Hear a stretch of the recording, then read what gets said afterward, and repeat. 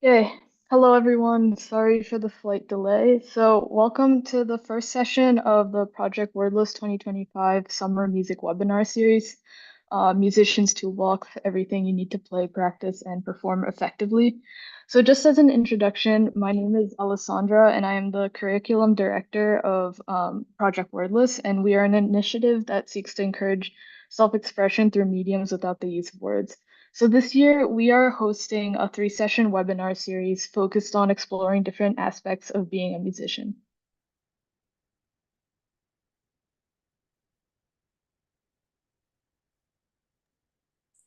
And now that I unmuted myself, hello everybody. Thank you, Alessandra and Lilian, for inviting me. It's a privilege and a great pleasure to be here and to talk about stuff that really is close to my heart and is really close to my personal reasons for becoming a musician. We are going to have a very widely encompassing session. There's a lot of topics to cover, and I should be not going through them so fast. If you have not had a chance to look at all of these slides, I believe you can do so separately at any time. Before that, we had a little bit of an overview of what we're going to cover today. And while we don't have a lot of time to spend on each of these topics, we will also have a Q&A session at the end. So please make note of your questions, and I'll be more than happy to engage with them at the end. So we're going to proceed with the first subject, and we're going to start from a very general approach, and then we're going to become a bit more specific, because I believe that without understanding why we do what we do, and without figuring out how to nourish this and where do we get our motivation from, it makes less sense just to talk about how to cultivate the motivation, what kind of tools we need to implement it, and where to put it. So this is a topic that is very, very broad, because it has to do with questions that are akin to the scope of what's the meaning of life, right? What is the meaning of the art? Why do we perform? Why do composers write music? There are very few answers to these, if there are any. And in fact, I believe that there's more value in posing these questions than trying to answer them. Of course, one can find certain works of scientific research which would address the question of why people did art since the time immemorial from the point of view of evolution, let's say.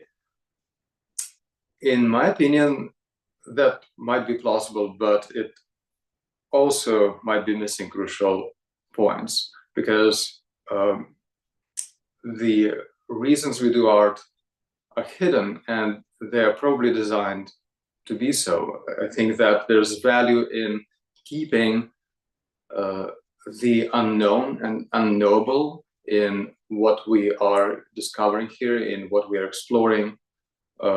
Unlike science, art and music, I don't believe they're designed to be discoverable 100%. And I think that we, instead of deciding on, so the way it guides us in a bit more practical way is that when we discuss interpretation, right, and where we try to figure out how to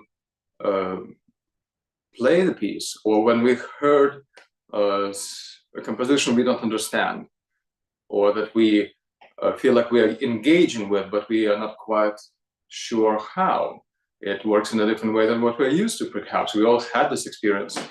I think it's important to acknowledge that as valuable. I think it's important to acknowledge that we might not ever understand all the music that's out there, and that this is a very valuable space to have for us as musicians and artists. You know, when I was growing up in the 90s, there was a lot of feeling out in the air that the world has become very knowable, and we have discovered everything there is to discover. People openly talked about that. It was right on the heels of the fall of the Soviet Union. It was a very common perception that capitalism and democracy won, that they're going to be they're going to rule the day sooner or later everywhere. It's just a matter of time. It's just a matter of this following a natural arc of the events, if you will. And I think today we are very far from that, aren't we? There is, however, just to maybe look at the silver lining here, I think there's value to that nevertheless. There's value to waking up to the reality that the world is more complicated and richer than perhaps we understand it to be. And that as artists, we should never put ourselves in a place where we believe that there's one perfect and right and correct way to do something and nothing else exists.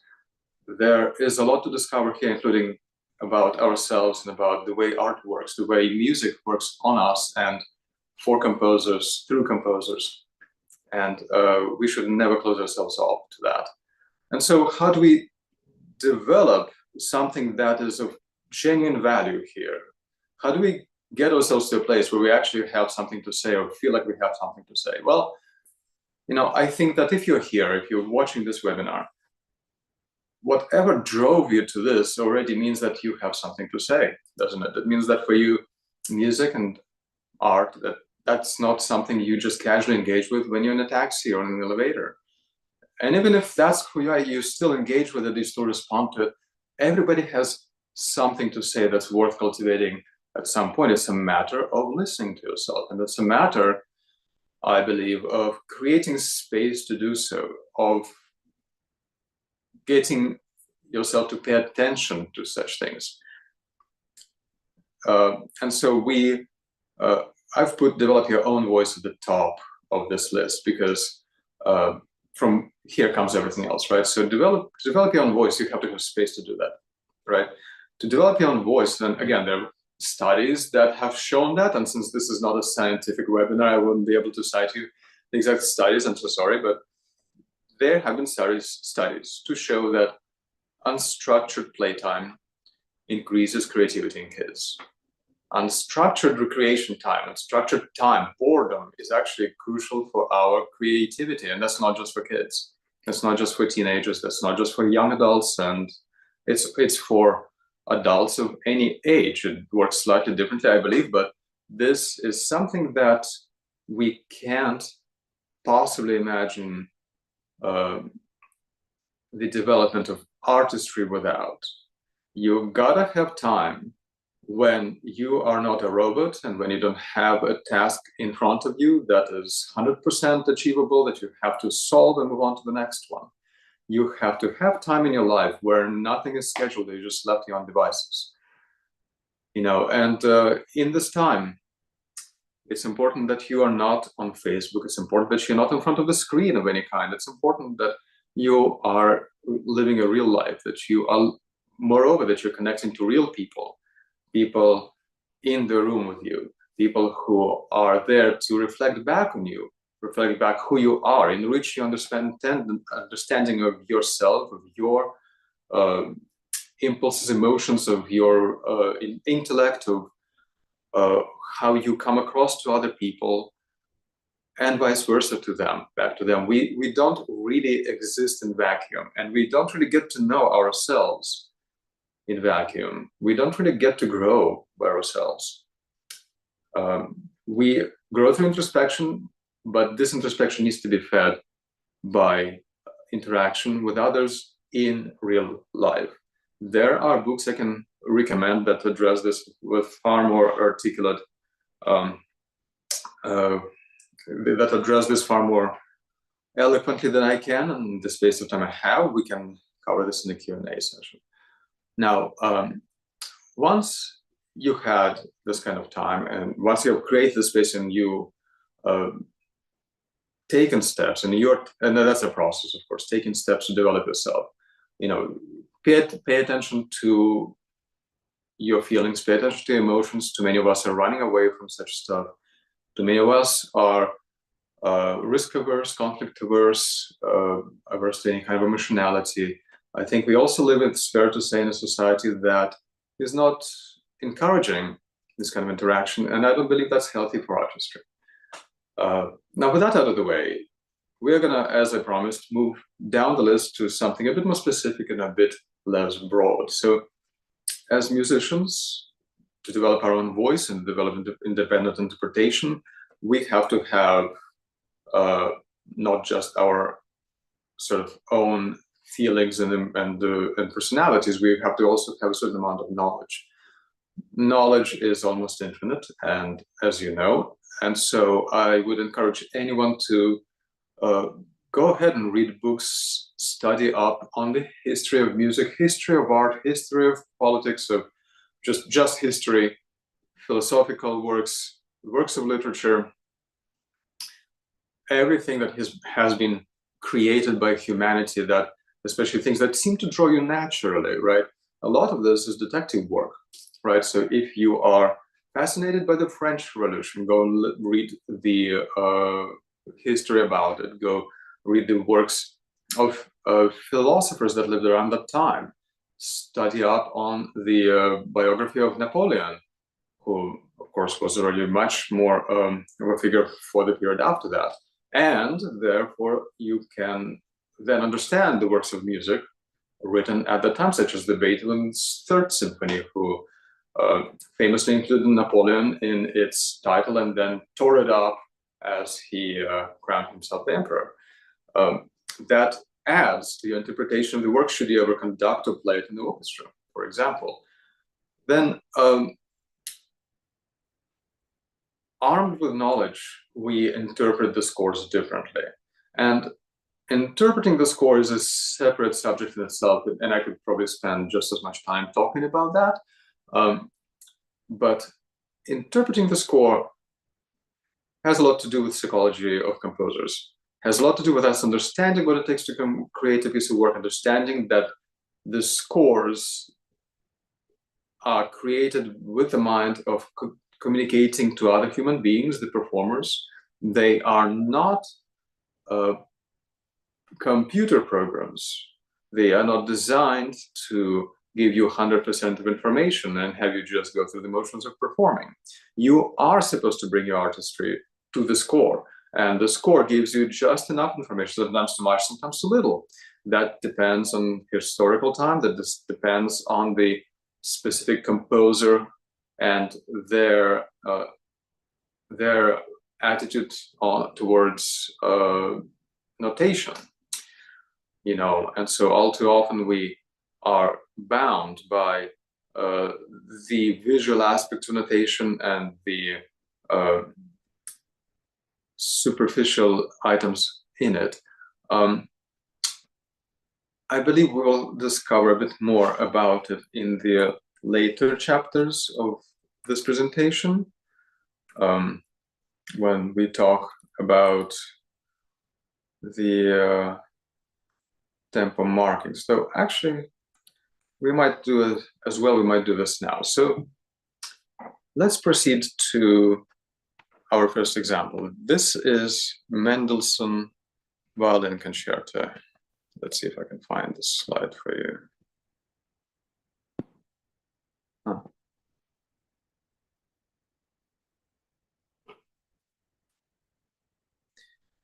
Looks like I might need to refresh my slideshow.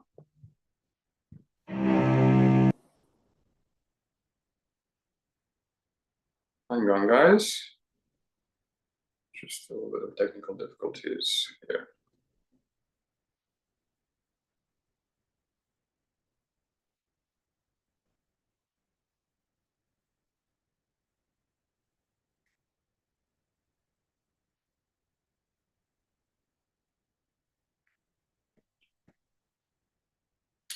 All right, here it is.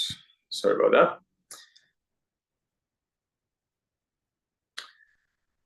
All right, so if you're a violinist, you're probably familiar with what you're seeing on the screen right now. This is the very famous violin concerto by Felix Mendelssohn Bartholdy. He was himself an amazing violinist, and Felix Mendelssohn was one of the deservedly monumental figures in the history of Western music. He, among other things, rediscovered the music of Bach, and he started composing very young. He was famous as a prodigy. This concerto was written later, though, and what I would like to point out here, among other things, is the very, very important part in the score called the tempo marking. Don't let that title deceive you. The tempo marking tells you way, way, way more than how fast to play the piece. Tempo markings were treated by composers historically as indications of the character of the piece. You know, it's just so happened that we did not evolve with the notation of music, including a stanza in the beginning in poetic form about what the music is about. Composers didn't do such thing. They were far more humble about such stuff, and they instead just lumped it all into rather sometimes formulaic indications here on the top left of their score. These indications, yes, they indirectly tell us how fast to play, but much more importantly, they tell us what the character of the movement is, at least at that point. And we have to read them very, very carefully. They're much more important than when sometimes you see the metronome marking. Metronome markings are inaccurate. Tempo markings are more accurate. Why? Because we are not walking metronomes, and music doesn't work as an absolute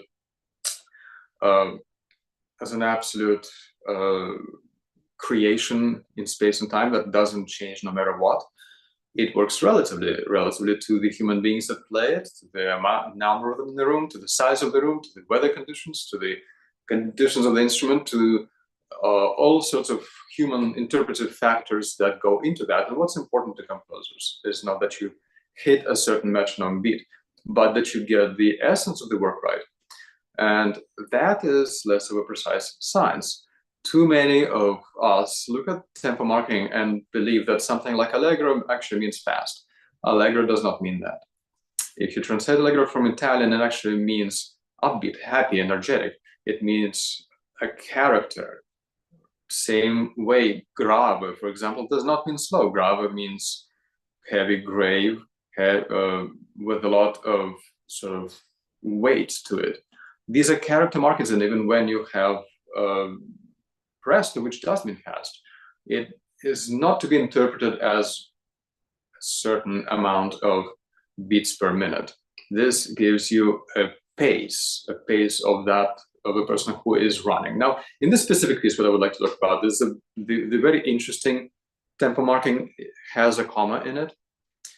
We have allegro, comma, molto appassionata, and this is almost like a famous riddle about where to put the comma, right? There are a lot of interpretations out there that seem to be putting the comma after the molto. Then you have allegro molto appassionata, with appassionata obviously meaning passionate, molto meaning very, and then you have allegro, very upbeat, passionate, or upbeat, or very passionate. And the difference between the two is rather stunning. So here is an interpretation. We're going to play some famous recordings for you right now. That scene that definitely is on the side of allegro molto, comma, appassionata.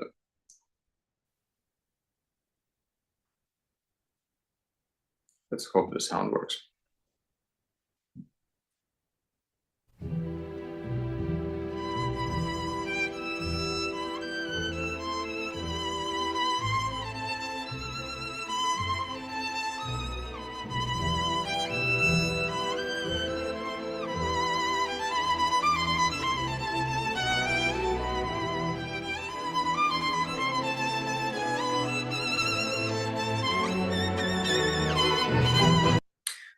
Very electrifying performance by a very famous violinist.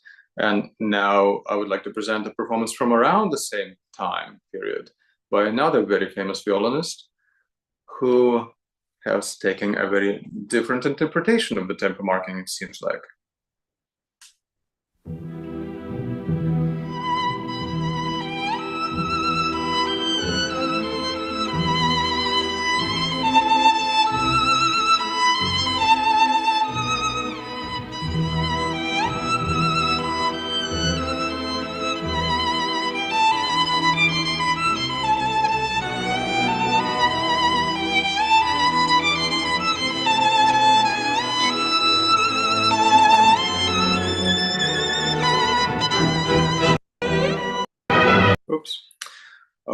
So I think we have seen how in the first interpretation by Yasser Heifetz, allegro is a much more emphasized element of the tempo marking, while in the second performance by David Oistre, molto appassionato seems to be in the spotlight a lot more. And these are the choices that we have to make, and these are the valid choices that we can all make as we interpret the work. And as you have probably heard, they dramatically affect the effect of the composition. So just quickly going through down this list before we move on to the next subject. This ties up with the increasing of your knowledge. Exploring the related works of music is important to understand the style of the composer. If you're working on the Mendelssohn Violin Concerto, it's not enough to listen to the recordings of that piece. You have to listen to his other music, listen to his string quartets, listen to his quintets, listen to his famous octet, listen to his symphonies, listen to anything that draws your fancy. And also, related works of music are not just by the same composer. You could listen to phenomenal works by his sister, Fanny Mendelssohn, that only recently have started becoming widely spread. You can listen to compositions by composers who created around the same time, like Berlioz, which is astoundingly different style of composition, and famously created two different schools of German compositions that were at war with each other. Reading about that sort of stuff enriches us and makes our musicality much more engaging. Explore alternative interpretations. This is something we have just done, literally between the two very different performers. When I assign a piece like Mendelssohn to my students, I always tell them to listen to at least 5 different interpretations and find their favorites, and then listen to more interpretations by your favorite players. Again, this is detective work. You find the lead, you follow it, you discover more. And finally, experiment, right? So you have perhaps listened to something you absolutely love and you're trying to reach that, but you don't know what you might not realize. So if you feel like you would like to try something that no one has tried before, well, what's stopping you? Go ahead and experiment. Try this new phrase, try this different way to connect the 2 sentences in music and see what happens. Record yourself, see if you like it, see if you can make sense of it, see what others say. Now, moving on to our next slide. Okay, we're gonna get there. These are much more of a toolkit part of the presentation, right? So phrasing. When you're working on a piece of music, right, and you are trying to figure out how to phrase, how to create a coherent sentence in music, right? One thing that gets in the way a lot for us is the way music looks on page. And there's a lot of negative commentary that I can produce about the school of musicality that I came from, but there were some really important positive aspects of it. Among them was that we were made to memorize from early on. And I think, while I didn't understand at the time, this is a very, very important tool for musicianship development, because if we don't memorize our pieces, if we are not in the habit of doing that, we are not in the habit of internalizing them, right? We're not in the habit of developing them as oral creations. So they don't exist in our imagination or in our hearing. They exist on the page as visual artwork of some kind. And it's just the way our psychology works. It's very difficult to divorce yourself from the way music looks on the page. Let me give you an example. So if we go back to Mendelssohn Concerto, whoa, we're going forward. So let's go back to Mendelssohn score. All right. Now, if you're a visual artist, you would probably see the first melody, just the first rhythm being ta ta, and then goes ta ta ta ta ta. You would believe that these are the parts that are connected. Okay. Now, in reality, it's most always the case that the note before the bar line connects to the next note. There's plenty of phrases out there that have a anacrusis or pickup leading into the downbeat. Dun, da, da. That's the natural flow of the phrase, but that's not what's looking at you when you look at the music all the time. And so if you want to develop a sense of music that can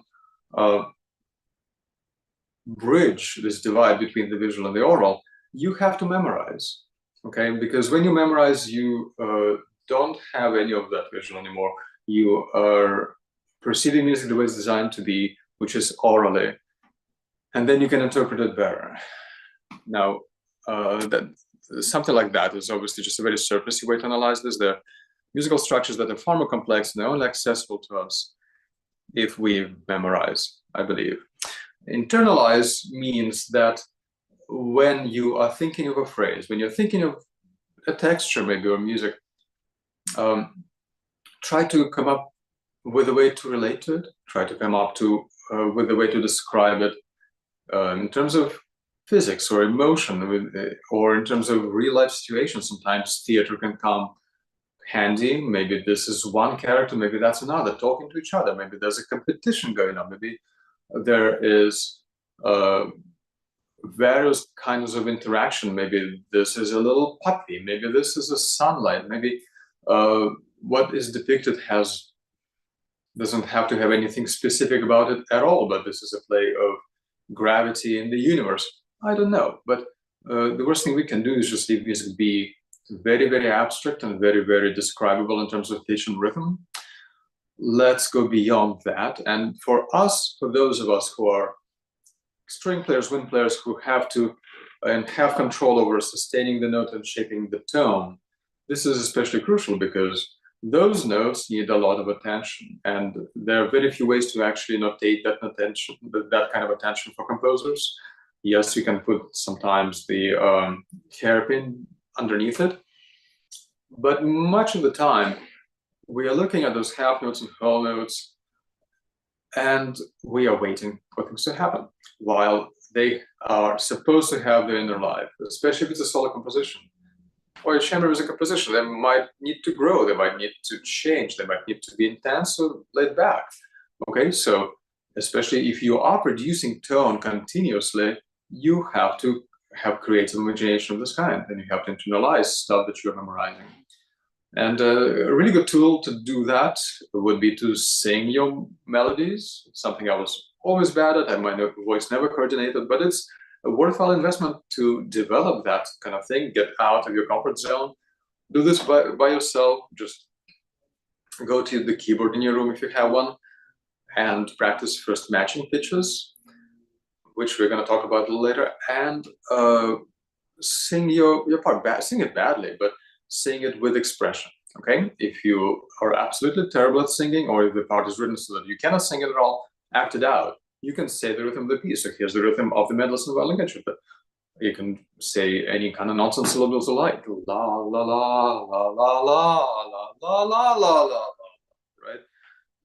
Doing that gets your body aligned with what your hands will need to do. And physicality is important for us in a number of ways, primarily for rhythm. So moving on to rhythm. Rhythm is not intellectual, not at least in the conventional understanding of intellectuality. Rhythm is physical, right? The way we feel rhythm is through our bones and our muscles and our heartbeat. It's not so much understanding that 3 + 3 is 6. So if you want to learn rhythm, improve your rhythm, you have to involve your body. It's very useful to practice any kind of clapping exercises with the metronome. It's useful to just be stomping your feet as you do that in a different kind of rhythm. Saying the rhythm is my favorite exercise, as my students know. I do this myself too. Say it to the beat of the metronome. Say it by yourself in a expressive, acting out sort of exercise that I just described. But do this in a very loud voice. Be involved as you do that. And that really is going to help you learn rhythm. Additionally, make sure that you take care of your bodies, right? Make sure that you're exercising, that you are eating healthy. Make sure of that. You do physical activities. And in that, things like dancing can really improve your rhythm quite a lot. Now, to unpack the rhythm a little more, we can talk about pulse. So pulse is where, if you were to kind of corner me with a gun and ask where does the music start, I would say pulse, right? So if you are trying to differentiate what's music, what's not, right? Where do we start creating a composition? We start from, a perception of a certain kind of pulse. Out of that grows the meter and the harmony and the melody and the textures and all of that. But this sort of heartbeat of each piece is what's important. So before you start playing, like the Mendelssohn concerto, we have to create pulse. How do we do that? This ties into the meter discussion, and this is a very interesting one. So I need to go back here. So in Mendelssohn, that we have just heard, God help me. All right. If you pay attention to time signature, we have a cut time signature. This means that the piece is not in 4/4, but it's in 2/2. Super important. That tells us that we have to count in half notes, and therefore the pulse is very different. So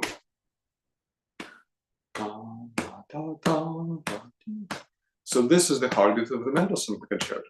Right? This is where it starts from, and this little piece of information right there, the time signature, is what addresses pulse very effectively, and we have to pay utmost attention to it.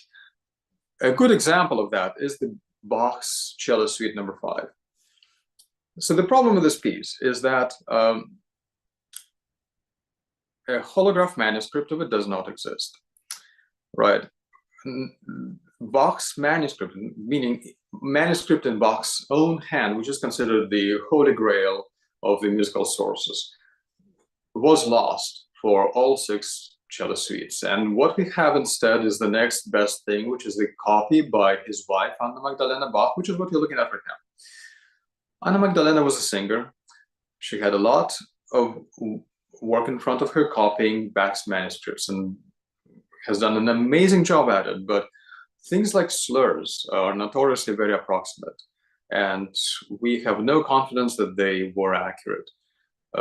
While Bach tended to be quite fastidious about this sort of thing. You can even see in the second line that those slurs is not very clear where exactly they are, right? There are other copies of this piece, and there are some editions that were printed as a result of those. So now let's see where it matters to us. So I hope you can make it out on your screens. This is a handwritten, very, very old photocopy of the Anna Magdalena's manuscript. And you see that the time signature here is cut time, right? Now let's take a look at another source. This is a copy by anonymous source around the time, and it's not clear where they got this idea from, but they clearly marked it as a C, which is 4/4 meter. The difference between the two is drastic.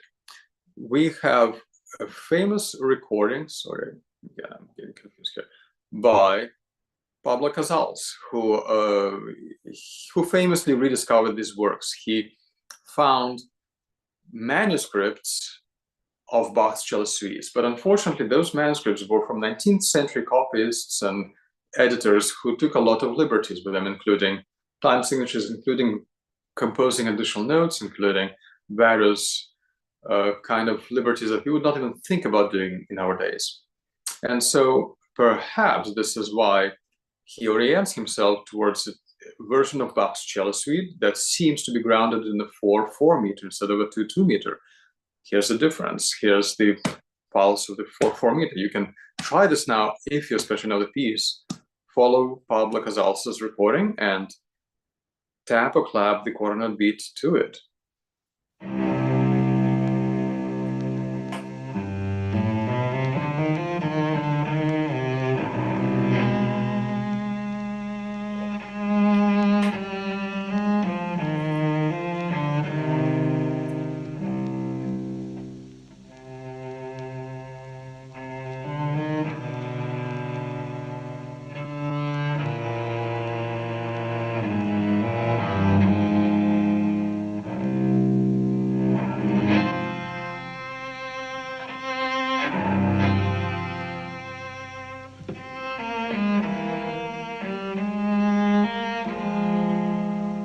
to save time, I'm going to stop him in the middle of the phrase.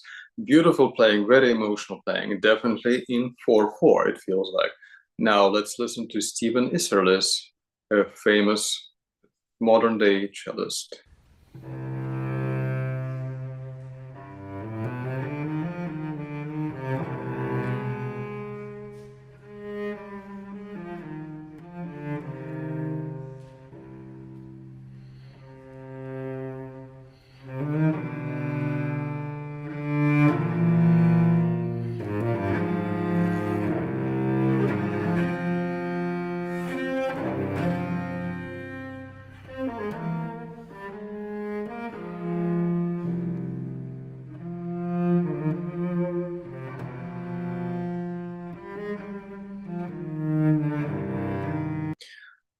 Another, a very beautiful rendition. So which one of them is right? Sometimes it's hard to tell unless we do some detective work. And that often pays off, because one thing that you might be already aware of is that Bach's, well, his holograph manuscript doesn't exist for this piece. There is a G minor lute suite that is essentially a transposition of the fifth cello suite. You see, Bach often was in the range of deadlines, and he, instead of composing new music, he just arranged the music from one instrument to the other. He recycled his works, yes. And what's valuable about this, among other things, is that we have, in Bach's own hand, validation that this piece is in 2/2. This is incredibly precious. Now we know that the correct pulse here is in 2, and that just transforms the entire work. Now, as we work on our rhythm and our sense of pulse, one thing that is going to help you ground it is the sense of subdivision. So feeling the metronome beat is not enough for us to understand and live the pulse. Pulse exists from big beats and medium beats and small beats, all combined in a matrix that interlocks. And so as you improve your sense of rhythm, these layers are going to start coexisting in a much more rich ecosphere. One way to practice that would be to set a metronome and try to subdivide it in 2 or in 3 or in 4 or in 5, and then you can try to do this simultaneously with your foot or your voice and your clapping. The better you are at it, the more of it goes on as you play, and the more you perceive the rhythm and the pulse as a more of an organic matter, you can stretch and you can compact without breaking in a way that makes sense. I would like to skip the part of this slide that talks about pitch, because I believe the following is more interesting and more important for all of us. Practice routines. This is, if you have prepared for anything crucial like an audition or big performance, big concert of any kind, you know that your success is only guaranteed if you have a plan for practicing. Now, what does that mean, right? We have to understand that practicing is not indulging in self-gratification, right? So we are not there in the practice room to just enjoy the sound of the piece we're playing, or enjoy the sound of our own playing, or even worse, prove to ourselves that we can do it. I myself have been stuck in some of these cycles when I was a teenager and even young adult. And if I strongly believe that this is something that slowed me down at the time. We have to approach practicing with very calm and productive, constructive mind. We cannot get in a space where we get frustrated. We have to step away if that happens. And there are plenty of tools that we could use to help us do that. So we have to make a plan, right? If your performance is on the 1st of January, you have to create a plan for when you want to be ready with the piece, what stage of it you want to be before that, and when you want to accomplish certain milestones like memorizing the piece. So, for example, if you were to play the Mendelssohn or the Bach cello suite on the 1st of January, I would recommend that you have it memorized on the 15th of December and are able to perform it no later than the 20th. I would recommend that you do a goal schedule for each of the movements leading up to that, giving yourself time to, let's say, the Allemande must be ready to be performed by such and such date, and after that you give yourself a week or two to get the prelude or the jig or any other movements to be performance ready. Okay, and you know that they're performance ready because you're able to perform them for your friends and it goes well, or you're able to record it and it goes well, right? When you practice, you have to warm up, no matter how much little time you have. Warming up lets us re-establish our tools, dusts them off, gets them ready for usage. Then you can apply them to the piece. Don't just start playing a piece, no matter how tempting that is. Again, warm-up techniques and practice techniques is something that I could give a separate presentation on, but I'm going to limit myself to this right now. Having a goal means that every time you play something, you have to have a goal of how you want to do it, what you want to do differently about it now. Was there an out-of-tune note or a wrong rhythm? Was there a bowing that didn't work, a string crossing perhaps? Once you have a goal, you can then be creative and invent practice techniques or use some of the ones that you already know to achieve that specific goal. Limit yourself and slow things down. Give yourself time. Provide yourself with a baby step ladder towards where you want to be. Don't try and create a situation where your challenge is way too steep. This is not going to lead to good results. You have to make it reasonably challenging for yourself to accomplish what you're looking to accomplish. And finally, the feedback loop simply means that when you are performing, make sure that you listen to yourself and make sure you're hearing what is coming out and addressing it next time. Not performing, when you're practicing and playing through a specific section, right? You just play the first phrase of Mendelssohn's and you miss the shift. So when you stop and go back, you need to find ways to address that, or it's going to be the same story next time you play it. There's no miracles about that, right? If you don't fix it, it's going to pop up again and again and again.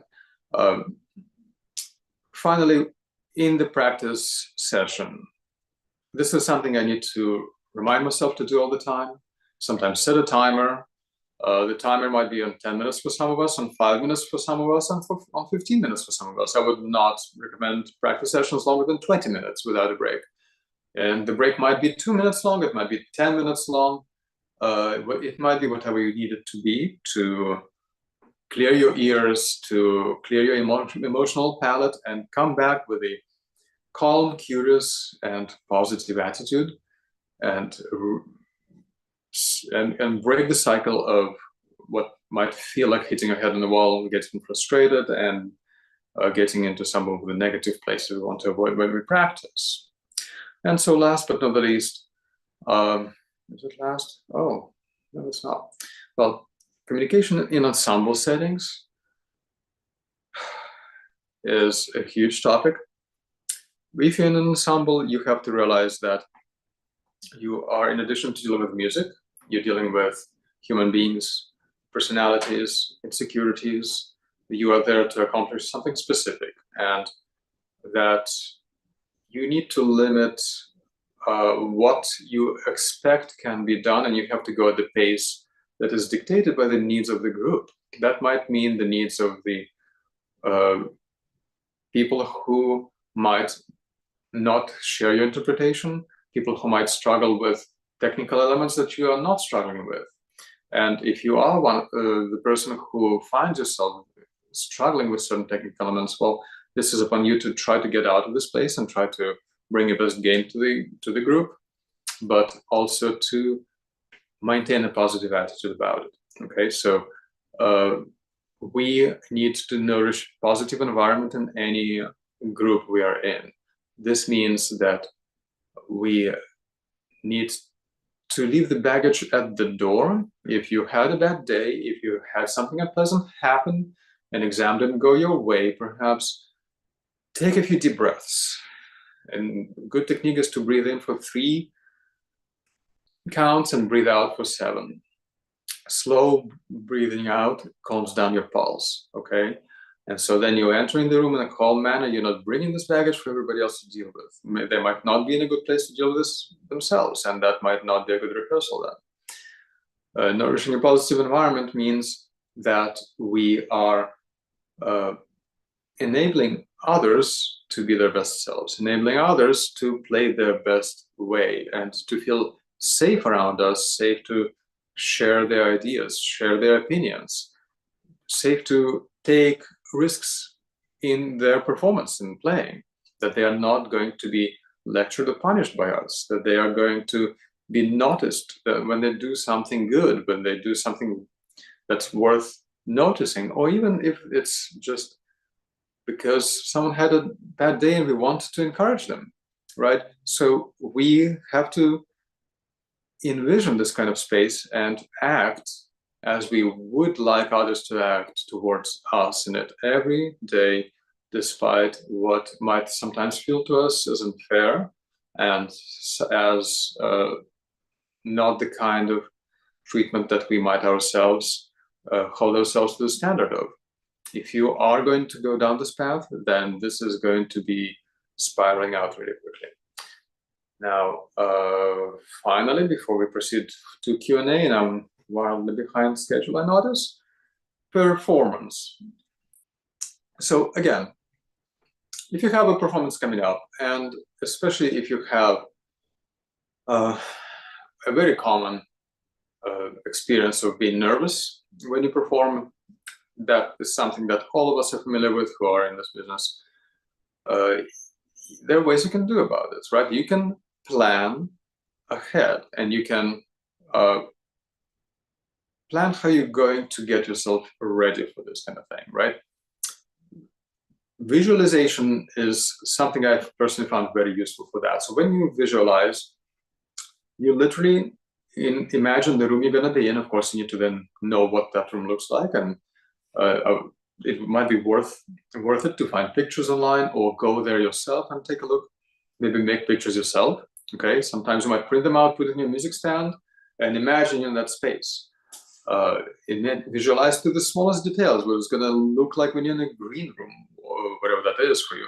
What it's going to look like when it's finally your time to go and play. That little kind of feeling of anticipation that it hits you that, oh, it is now. You got to go now. Imagine opening the door. Imagine walking through the door onto the stage. Imagine the lights. Imagine the sounds. Imagine the smells, if you know what that might be. What kind of weather is outside? How many people in the room? What do they look like? What is the stage looking like then? What are you wearing? What do your hands feel like? The more you can do that in advance, the more familiar the whole routine is going to be, and the less destructively nervous you're going to become.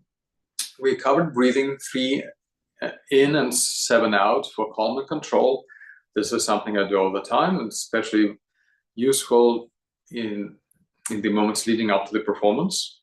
That's when our pulse quickens the most, and we have things we can do to control that. It will take some time. It's not something that works in a matter of seconds, but if you give it a few minutes, it will work. Now, keep your cool means that when something goes not according to the plan in your performance, which happens all the time. It happens all the time for any professionals out there, and I don't think anyone played a single performance where every single little thing went exactly according to everyone's satisfaction. What matters in these moments is that you keep your cool and don't let this get to you, and concentrate on the next thing, and concentrate on how to get out of it and channel your performance into something that you would still feel proud of in the next moment. Put it behind you. You can analyze later. This is a difficult skill to develop sometimes, but if you're mindful about it, you can definitely do that. And for that matter, practicing performance is a place where you can do so in a much more safe setting. So you can practice performing for your dog or your cat. You can practice performing for your friends. You can practice performing for your teacher, for your parents, for in some low pressure setting. Before you go in a big venue on stage, And if you have done so enough, it's going to be a very different experience. While you practice performing, you can practice all of these other techniques. And that's going to give you valuable information about what to expect and what to expect from the setting and from yourself, which is just as important. And finally, if you have a chance at the concert to talk to the audience, many of us feel a little nervous, myself included, when I first started doing that. But once I got over this sort of barrier of opening my mouth and putting a few sentences together before I play, it stopped being something that distracted me from how to play the instrument, but added to my comfort in front of people. You know, it's a great way to break that ice that is first there when you just enter the stage. And, you know, sometimes for certain pieces of music, that's a valuable thing, not having words and just start with music. But for the nature of performance, which after all is communication, communicating with the group in front of you, be that a big hall or a small space, breaking that ice usually does wonders both to them and to you. It humanizes you, humanizes them to you. And when you play, you now hopefully feel like through your instrument or voice, you are in a conversation with the audience rather than giving a lecture into a void, rather than reciting something into the wall. You feel like you're getting information from them. And if you practice performing time and again, you will know how to read your audience. You will know what it means when they are completely silent, or what it means when they're rustling in their chairs, or any number of other very, very perceptible cues that you can get that really make it an experience of communication rather than one-way street, which is, of course, the nature of live performance. So with that, I think that I am at the end of my presentation, and we are ready to take your questions and answers. Thank you so much, Alex, for that very in-depth lesson. I think we have time for a few questions. So if you have any questions, please leave them in the chat. For now, we will start with, okay, so Alex, so out of pitch, rhythm, and tone, when using it to convey your interpretation of a piece, which do you think is the most important? Rhythm, by far. Yes. I think that the rhythm, as I mentioned, rhythm, well, we included a lot of things under rhythm, and it's not exactly the same, but I understand the pulse to be a part of that. And so pulse to me is where the pitch comes from, the tone comes from, the phrasing, the texture. It's the kernel to which the music grows, and that's what separates music from noise, from maybe beautiful noise, but nevertheless we have some kind of pulse. It exists in time. It pulsates. It's alive, and that might mean harmony of certain kind. After that, you know, all of these are very interesting and very important. But if you haven't latched onto the pulse, not much of it is gonna be meaningful. I've heard of, and I'm actually not sure if I can verify that that's actually true, but I've heard that when Mozart was asked about what's the most important thing for the performer to get right, he said the tempo of the piece. And I do believe that he meant latching onto the pulse. He meant getting the right sense of the pulse of the work. And you can talk about how you play a piano marking or forte marking, how you phrase a certain tune. But if you have not grasped the nature of the pulse of the work, you will, I believe, struggle with those other questions as well. Okay, got it. And our next question is, do you have any hints about how to memorize music? Oh, that's a great question. So, yeah, you're going to practice memorization. I think a lot of the time we set it as a separate task, and we make it negotiable in such ways, and we kind of memorize it partially and do it separately from everything else we still practice from music. I I learned to memorize because I quite simply was too lazy to put my music stand up and put my music in the music stand. I wanted to grab my violin at the time. I started as a violinist and play. I couldn't wait. And so I just was playing from memory all the time. And if I couldn't remember something, I would just try and again and again. And when I couldn't, I looked it up. This process of trying to remember, that's where you're developing memorization. Also, when you absolutely can't remember, don't just play from music. Look it up, look at the music, see what you couldn't remember and why. See exactly where your memory fell through. And instead of playing from music, go turn around again and try again from memory. So that, as little as possible, you're actually playing from music. I actually had an experience fairly recently when during the pandemic, I revisited a certain Hindu sonata, which is very complex music. And I performed it online for live streams from memory. I already had this piece memorized from my college days. And then I just happened to check the score because I wasn't sure about something.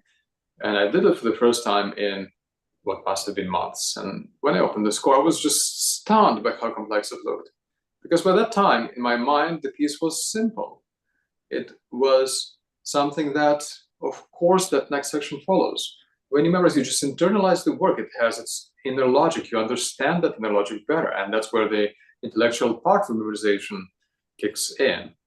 So one of the ways we memorize is by just catching to the tune and repeating the tune in our mind, and it just like stays there. This is a kind of a short-term memory, which is very important. But we memorize much more reliably if we start understanding the piece more, if we start to make logical connections about why this is a leap of a fourth and why there's a rhythm that seems to be repeating, but there's an exception here, and so on and so forth. We train ourselves to do this. This is a skill like any other. And so if you get better at this sort of skill, you get better at memorizing.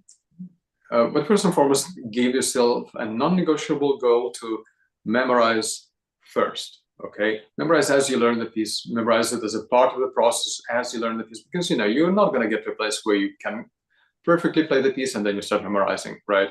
We're going to have to start to do this at the same time we start learning the piece. Cool, thank you. And then I guess for our last question, what do you think are some common mistakes people make during practice, and which are the most problematic? Well, the common mistake during practice is that kind of depends on whether you're talking about people who are more like in college and more advanced, or more like a beginner learners. But I would say if you are playing, I would indicate two most common mistakes. Okay, one of them is to attempt to tackle more than you can realistically do. Okay, when I practice, it's often just 2 notes, 3 notes, 4 notes, half a bar, small little chunks. And then yes, I put them in context, and I sort of assemble the phrase or line this way. And of course, you need to then practice sort of kind of performing through a bigger chunk of the work. But much of my work is laser focused on tiny little chunks. And one of the things that it takes time to develop is the patience to do that. And so when someone just starts out on the instrument and is in a beginner intermediate stage, this is one of the skills that we need to develop, right? So this is sort of a willpower to make yourself stop and go back. Make yourself stop after just a few notes, a measure, and go back and do it again until you can do it well to your satisfaction reliably, okay? And the other common trait is kind of mindless repetition. So if you are just stuck on something and you're trying it again and again and again and again and again and again and again, it just doesn't happen. Well, don't try it again and again, okay? Get inventive. I would do so if something just doesn't come together after 2 attempts, maybe 3. Stop throwing your time at it. Figure out a way to deconstruct. Find exactly what is stopping you from making it a great few bars in the piece, or perfectly executed line.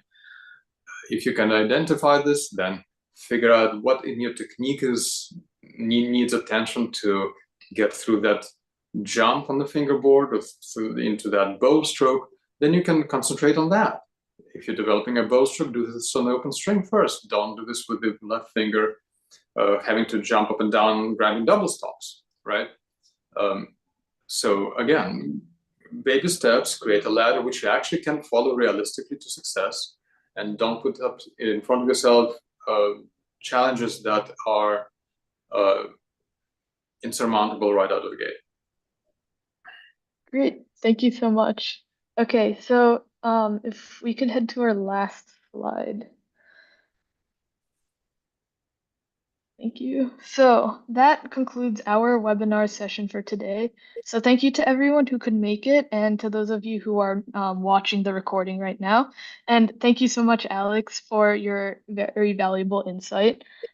We hope that with these tools, you will be able to work towards improving your musicianship and interpretation for the future. If you want to learn more about what it takes to be a musician, we have 2 more sessions coming up in our webinar series, which you can attend live in the next 2 weeks. And be sure to check out our website, which is also linked on the slide, for more information and ways to contact us if you're interested. We hope to see you soon, and have a great rest of your evening. Thank you.